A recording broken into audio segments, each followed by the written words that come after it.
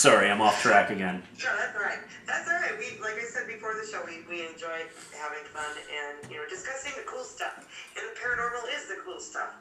And the people who are doing it right are the extra cool stuff. So, reading what was sent to me by my lovely booking guest relations person, Anita, I like the way that your team, handles the investigations.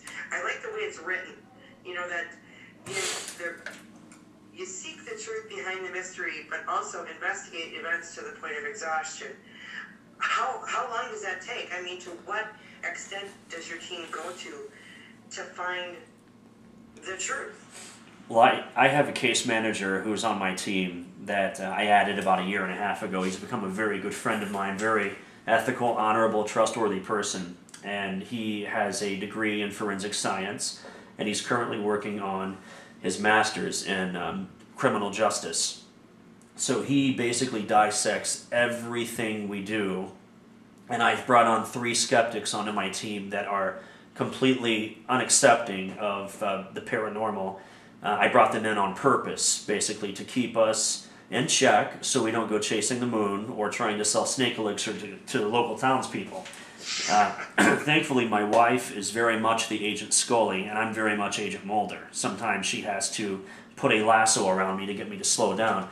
But the case manager I have, his name is James Greening, just a brilliant mind, in my opinion. And he will work on these cases after we put everything together. He will spend a week or so dissecting it, compiling a case file, putting everything that we collected on a mini disc, and then we have a collective meeting to discuss what we felt individually, whatever we may or may not have captured on film or on EVP, or whether or not another person witnessed what was going on, and if it's something that, as a group reaches a consensus whether or not to submit it as valuable information, we'll normally just toss it out. Very cool. Yeah, so it's almost like a town hall meeting in the end.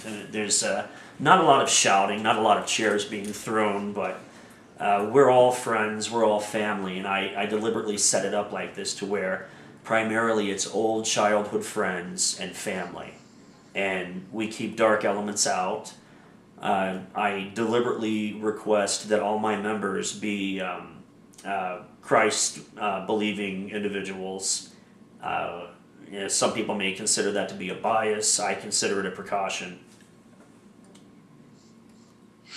Neal, the skeptics you have on your team, are they completely against that? They don't think there's anything going on, like as far as there's no ghost there? Do they think ghosts are actually have a scientific explanation behind them? One of my members, one of my members is a member of the Ohio Historical Society, and he is the local historian here in our Tri-County region.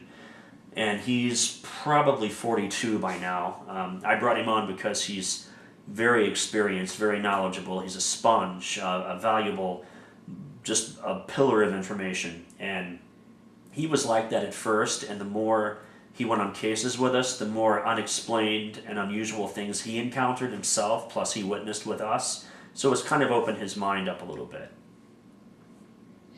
Oh, very cool. Mm-hmm.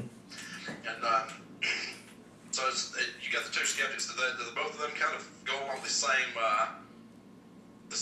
train of thought? One of them believe a little bit different than the other one. Is one of them just completely against everything that's said? It's nothing paranormal about it. Another one maybe believes in it somewhat. Sometimes it's a total role